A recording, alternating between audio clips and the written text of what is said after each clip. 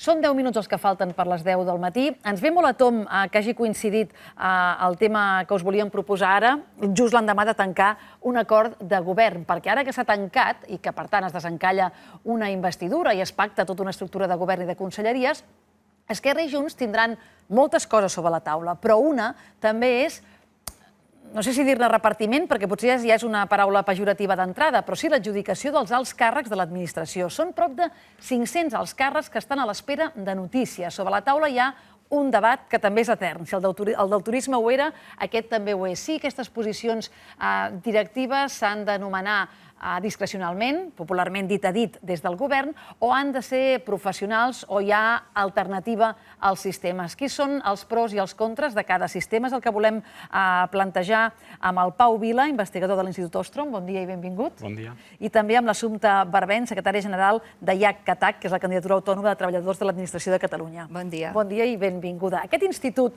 a qui representa avui el Pau Vila, és una plataforma que va néixer el 2016, volen promoure el debat i la participació en el món acadèmic i justament han fet públic un manifest on demanen la professionalització de la direcció pública. Un text que, a hores d'ara, han signat 400 persones? 430, 40, crec. 430. Quan ho vam veure vam dir, doncs mira, ara que estem a punt de formar govern, és un tema sempre pendent. Dèiem, a la Generalitat hi ha mig miler d'alts càrrecs, des de consellers a directius d'empreses públiques, passant per secretaris i directors generals, assessors. Això representa 38 milions d'euros en retribució. En aquests moments, com es fa l'elecció d'aquests càrrecs?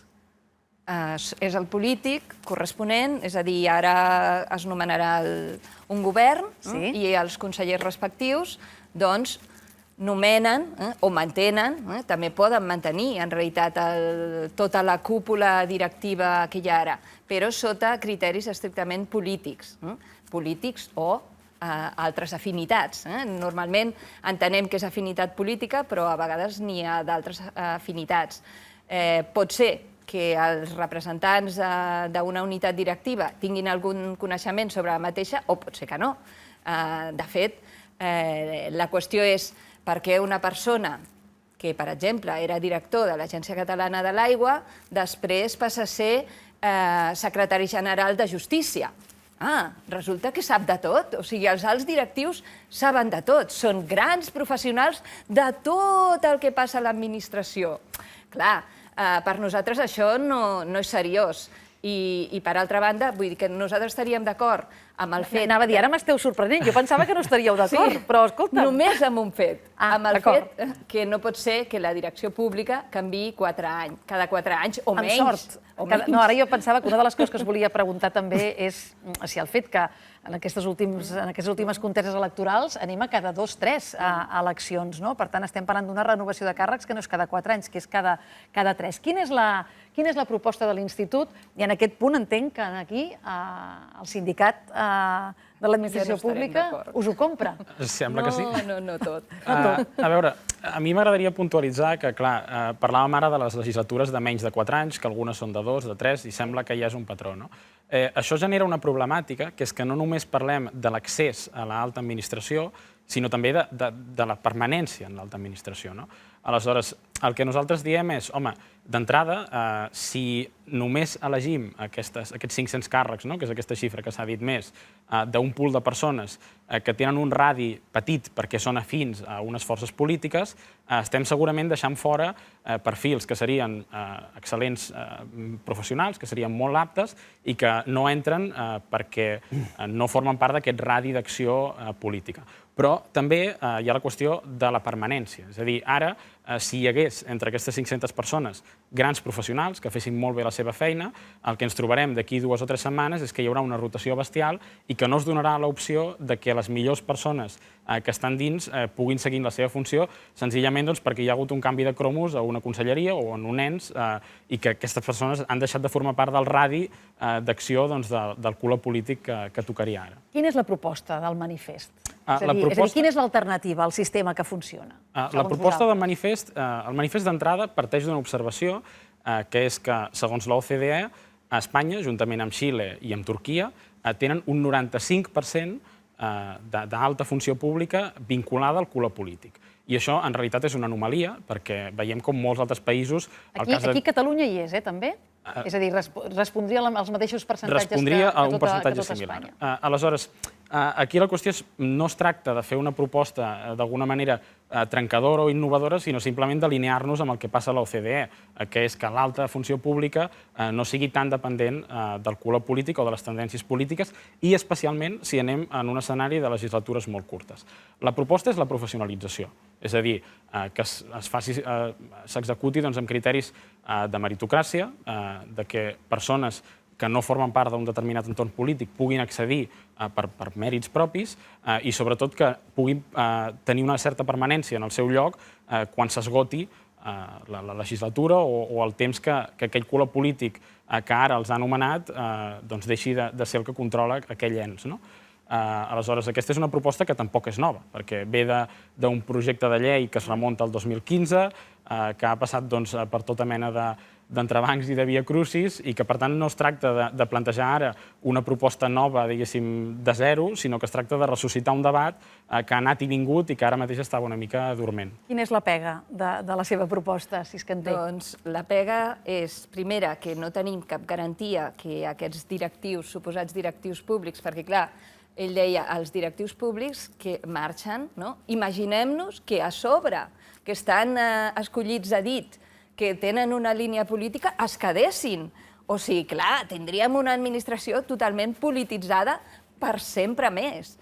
Per tant, nosaltres entenem que el directiu públic, que a més, segons l'EBEP, seria una altra entre el lloc polític... Què és l'EBEP? L'Estatut Bàsic de l'Empleat Públic, que de base estatal, que de fet nosaltres, vist l'acord de govern entre Junts i Esquerra, ja estem una mica traient les urpes perquè diem si tot el que ha de dir de la funció pública és que ha de fer la llei del directiu públic català, i on queden els 200.000 treballadors i treballadores? On està la llei de la funció pública catalana, que també va decaure el 2015, un avantprojecte? On som nosaltres? Nosaltres considerem que la professionalització està en la base, està en tots els funcionaris i les funcionàries que han estat aguantant l'administració durant tots aquests anys de desgovern i que és a ells els que se'ls ha de promocionar a ser aquests directius públics, perquè nosaltres ja som professionals. Som els que se'ns ha de formar i els que se'ns ha de promoure per tenir una carrera i per ser realment aquests directius públics que som els únics que podem garantir la independència. Perquè, a fi de comptes, el directiu públic estigui escollit perquè estigui escollit, si per meritocràcia, per política i tal, dependrà del polític, perquè, segons l'Estatut Bàsic de l'Empleat Públic, és un lloc d'alta direcció que no està sotmès a cap control, ni està sotmès tampoc a sindicats. Per tant, clar, per nosaltres és una figura superperillosa que a sobre ens pot posar damunt la taula tota una altra estructura en paral·lel que tinguis els càrrecs més directius públics i el funcionari es quedi allà sota doble governança. Estic contenta que avui a la taula hi hagi el Josep Lluís i la Montserrat, que han treballat a l'administració, la coneixen ben de prop. Una de les novetats d'aquest acord de govern és que funció pública passa a dependre de presidència, que no hi era, queda sota el paraigua de presidència. Però per situar-nos de la magnitud del que estem parlant, veiem en el detall d'aquests alts càrrecs del govern català. Hi ha 178 alts càrrecs, bàsicament secretaris i directors generals. Subdirectors generals no hi estan comptats, han de ser funcionaris de la Generalitat, però són de lliure designació política. Les 3 conselleries amb més alts càrrecs són Acció Exterior, Vicepresidència, Economia i Presidència. Després hi ha els càrrecs de confiança, com poden ser caps de gabinet o de comunicació, aquests sumen 154. El cessament és automàtic perquè són treballadors eventuals. Ara mateix qui en té més és la Conselleria de Presidència, que en té 42, seguit d'Economia, que en té 20.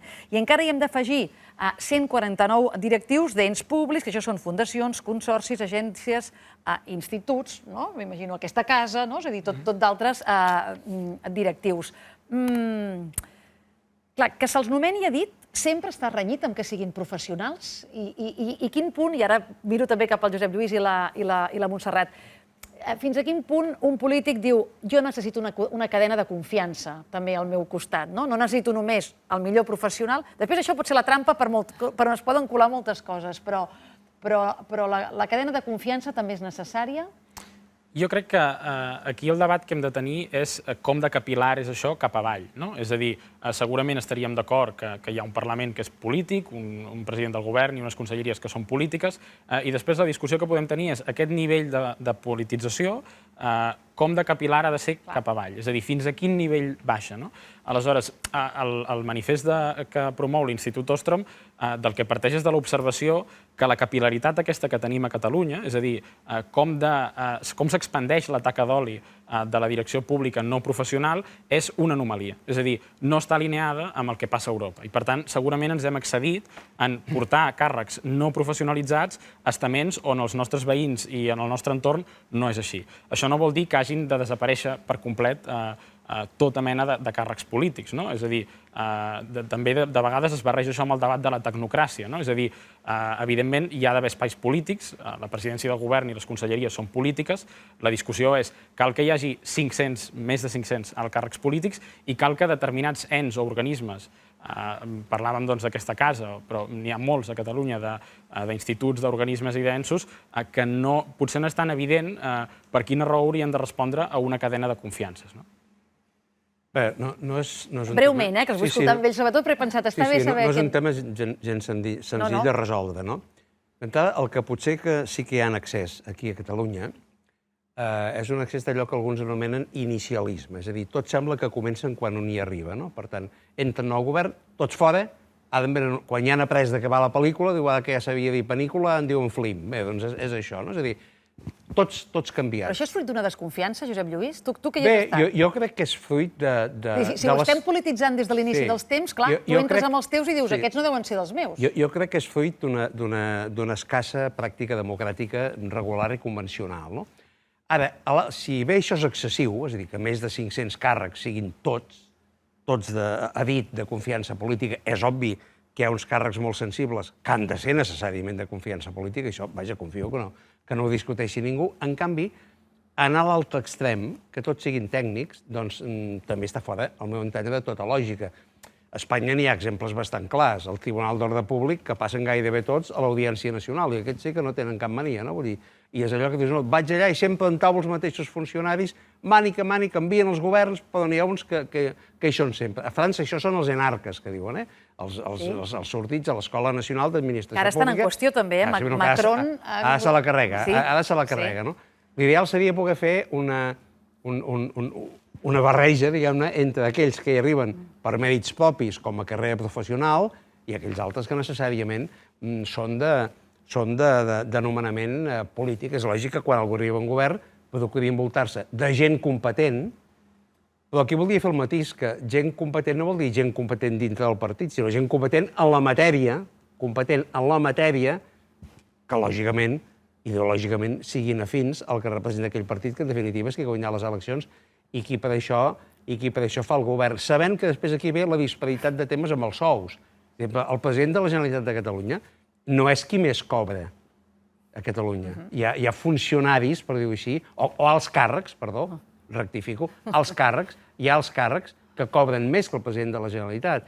Com la delegada del govern espanyol, a Catalunya no és qui cobra més. Hi ha alts càrrecs a Catalunya que cobren més que la delegada del govern. Deixa'm fer una pregunta concreta a la Montserrat i afegeix el que diguis i després venim amb l'assumpte. Aquests alts càrrecs, una part com a mínim, són un recurs important pels aparells dels partits, Montserrat? De col·locació, de contentar tothom, de tornar a favor... Es barregen tants temes. Has obert avui tants melons que necessitarien un debat en una tertúlia, un seminari o un curs sencer per poder dir alguna cosa amb sentit i que ningú pensi que li estan trepitjant el seu negociat. Però hi ha un debat sobre l'administració pública en general. Per què hi ha gent que té una feina que no té final? És a dir, per què hi ha persones que no poden ser acomiadades i d'altres sí? Es dirà que sí, que es poden acomiadar. Tothom sap que no es poden acomiadar i dius, és per la independència. La independència d'un professor d'universitat, la independència d'un metge en un hospital? No, ja sabem que no. L'administració pública, per tant, és un debat, i a més és un debat a Europa molt important, en principi per aquesta raó, és a dir, aquesta mena de discriminació entre un treballador de l'empresa privada i un treballador de l'empresa pública en la seva seguretat en el lloc de treball, sobretot ara que hi ha precarietat. Això una. Dos, evidentment, la gent que té al seu entorn càrrecs de confiança, vol que siguin de confiança, perquè, entre altres coses, compañeros de partido, amigos, tal i qual, doncs en el voltant has de tenir gent de la que te'n fiïs, que de vegades tampoc. I aleshores ve la tercera, que és la que preguntes ara. Hi ha molta gent ara que estava esperant que hi hagués govern. Jo estic convençuda que una part de la negociació final és la gent que va pressionar i va dir nois, que ens va, sincerament, la hipoteca.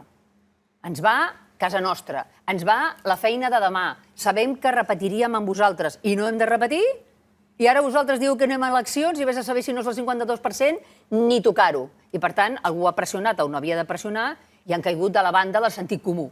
Anem a fer un govern i, de pas, nosaltres, els 200, 300, els que siguin, mantenim aquesta possibilitat de tenir un càrrec. Perquè, si no, el partit polític, que en el nostre país és una empresa, com no és als Estats Units, com no és a Anglaterra, sí que és a França o sí que és a Itàlia, el partit polític, que és una empresa, necessita col·locar les seves persones. I acaba col·locant de vegades a persones no competents en càrrecs que les haurien de tenir. I en això jo crec que ells estan d'acord perquè una part de professionalització necessita, perquè hi ha càrrecs que són necessaris, però les endèmies dels partits el fan molt complicat. Fins a quin punt pels partits és fonamental tenir els càrrecs? Jo recordo quan el 2003 i el 2006 Esquerra, el Partit Unió en aquells moments van entrar al govern, acabàvem de prendre possessió, estàvem brindant amb la copa de cava al pati dels tarongers i veiem el secretari d'Organització i Finances que anava amb un paper fent signar als consellers l'impost revolucionari, és a dir, que una part del seu sou anava directament al partit. Això ho fa tothom. Deixa'm dir una cosa només sobre... Sí, i deixa'm tornar a l'assumpte i el Pau. Una visió, a vegades, una mica naïf dels alts càrrecs permanents. Diuen, no, és que, esclar, si són experts,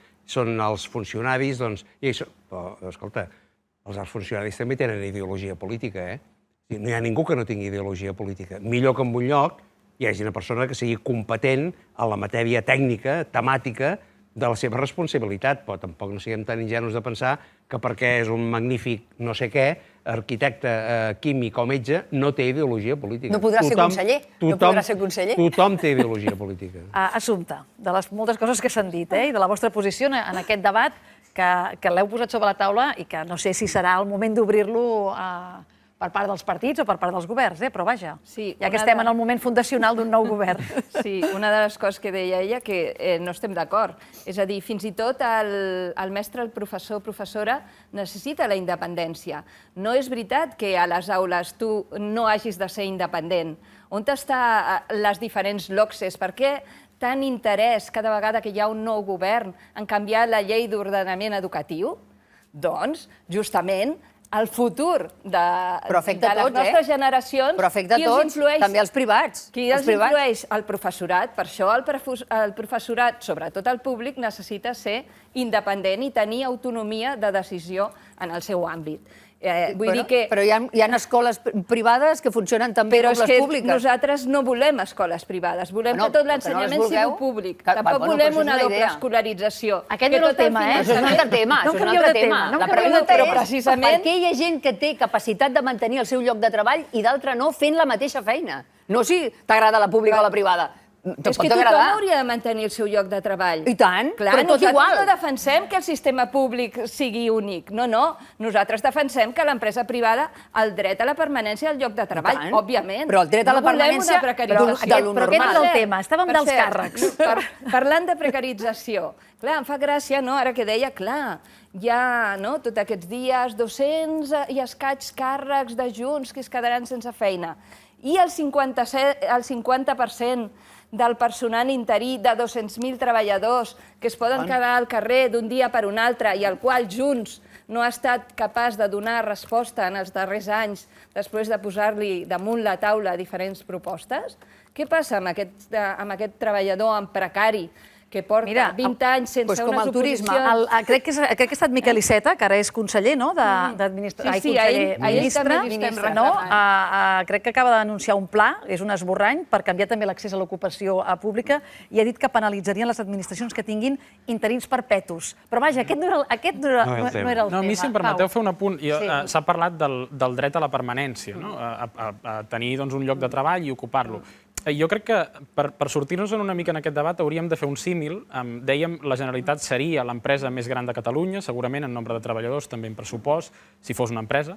Aleshores, seria més gran, per exemple, que SEAT. Per tant, us imagineu què passaria que cada 2 anys tots els alts càrrecs de SEAT cessessin i es renovessin?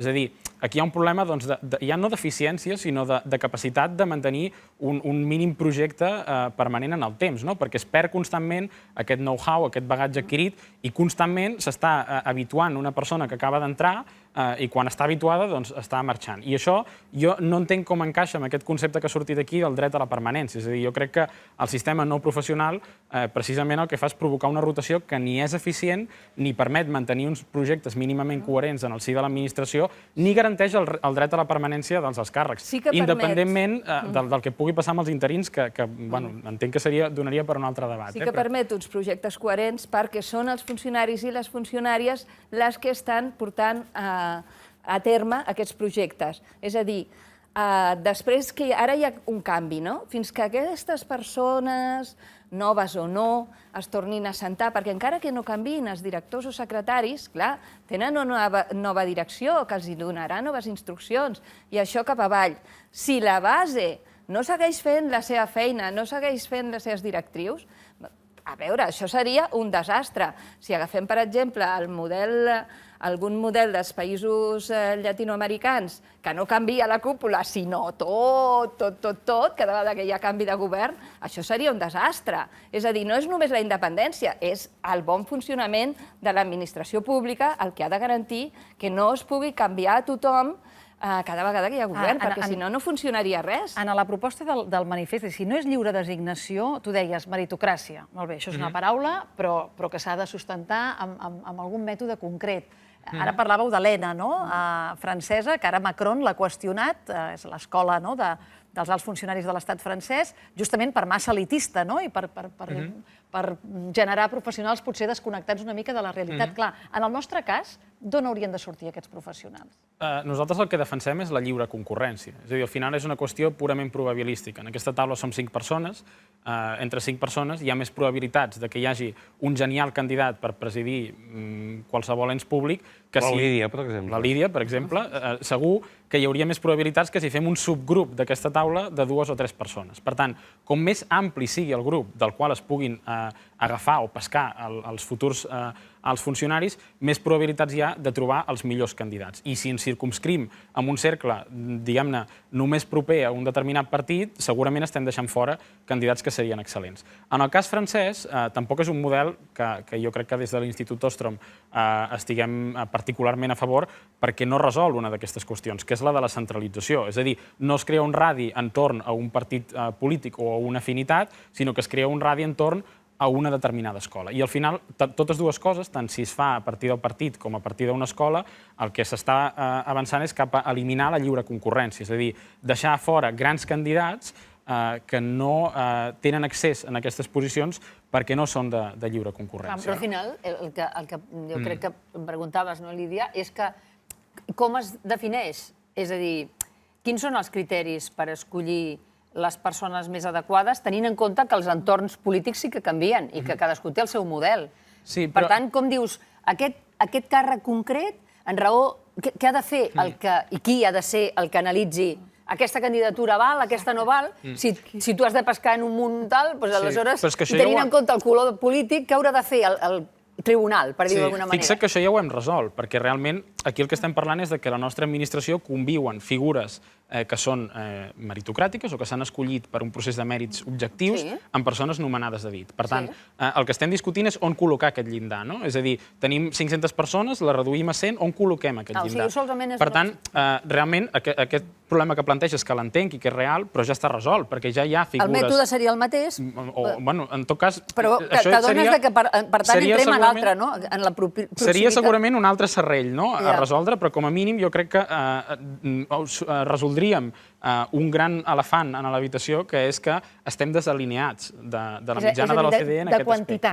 De quantitat. És a dir, com a mínim hauríem de començar per resoldre la quantitat, entenc, des del vostre punt de vista. Més que res perquè és que ja està resolt el reclutament, és a dir, parlàvem abans de directors generals, subdirectors generals. Hi ha nivells, a partir d'un determinat nivell, ja no és per mèrits polítics. Per tant, d'alguna manera podem també obrir el debat de si els nivells que no són per mèrits polítics es fa d'una manera o es fa d'una altra, o si es pot millorar o perfilar. però ja està resolt. És a dir, no és crear una figura d'un comitè de selecció que sigui innovador, és simplement reduir la bossa de càrrecs que són discrecionals i augmentar la bossa de càrrecs que no són discrecionals. Cal tenir en compte que tots els subdirectors generals són llocs de lliure designació, però el que no se sap és que molts llocs de base, per exemple, misteriosament, el cos de bombers té la majoria de tota la seva cúpula tècnica, o sigui, i de comandament, de lliure designació. És a dir, clar, això no se sap. O el cos d'agents rurals també. Molts llocs de la seva cúpula són de lliure designació. Llavors tu dius, però com pot ser això, no? Que estigui a mans del director general respectiu canviar la cúpula del cos de bombers? O que estiguin en situació provisional anys i no es convoqui a aquell lloc perquè la persona l'ocupi definitivament. A qui li interessa que tota aquesta sèrie de llocs, que a més són de lliure designació, estiguin en situació provisional? Aquesta provisionalitat a la nostra administració és el gran súmmum. I, de fet, abans que tu comentaves el fet, la necessitat, que parlàvem ara de quants llocs haurien de ser polítics, me'n recordo d'unes paraules del Macià Alavedra, imagineu que parlo ja de fa uns quants anys, que va dir, de què em serveix guanyar unes eleccions si no puc posar els meus? I els meus no volia dir la quadricúpula, volia dir tot, els meus. I passava per la conselleria allò com, aquests no són els meus. Un altre dels problemes és el fet que a terra, a uns nivells dels càrrecs de govern, gent que no té ni la més remota idea del funcionament d'una administració pública. Per això, quan el Macron diu que es vol carregar l'Escola Nacional d'Administració Pública, no ho tinc tan clar jo. És a dir, molts dels grans dirigents polítics francesos havien sorgit precisament d'aquesta escola. Llavors, a terra l'administració pública, gent que ve de l'empresa privada, que deuen ser molt bons en el seu àmbit, però que no poden aplicar exactament els mateixos mètodes de treball, els mateixos criteris en un lloc així. Després, l'altre, jo crec que precisament si alguna cosa no ha funcionat, malgrat que hi ha hagut intents voluntariosos, en tot aquest temps, és l'Escola d'Administració Pública de la Generalitat. Allà on teníem l'oportunitat de crear un model de funcionariat propi, no hem estat capaços de fer-la. Quan, en canvi, amb molt poques competències, sí que es va fer en el període de la Mancomunitat de Catalunya, del 1914 al 1923, un govern que es va caracteritzar, ja sé que això pot semblar molt estrany, perquè van anar els millors. No els millors de cada partit, sinó els millors que hi havia en aquell moment al país en cada àmbit competencial, i això és d'agrair. Crec que és la primera vegada que estem d'acord amb alguna cosa. Què dius, ara? Escolta, perquè a l'època de govern no. Jo celebro que aquest manifest hagi posat sobre la taula el debat, que els sindicats també s'hagin avingut a parlar-ne. I estan a l'acord de govern d'ahir. El redactat potser és una mica inconcret, però en l'acord de govern d'ahir es parla explícitament. És la segona vegada que ens passa, amb el turisme també inconcret. Sí, mira, turisme ho he buscat i això no, ara em sap greu. No, jo ho tinc, si voleu. Posa textualment: professionalitzar els càrrecs directius de la Generalitat mitjançant processos que tinguin en compte mèrits i avaluació de resultats. I això era el que et deia al principi, que em queixava que estava això i no la llei de la funció pública catalana en general. No voldria tampoc posar la medalla a l'Institut Ostrom només per haver aconseguit això, però jo espero que sí que hagi contribuït a poder posar sobre l'acord aquesta qüestió, que anava i venia des de feia molts anys i que, a més, jo crec que genera un cert consens, per tant, no tindria sentit que fos d'una altra manera. Gràcies a tots dos per venir a parlar-ne avui. Ja dic, avui estem servint al nou govern un munt de temes per resoldre. Farem una pausa i ens n'hi anirem amb música.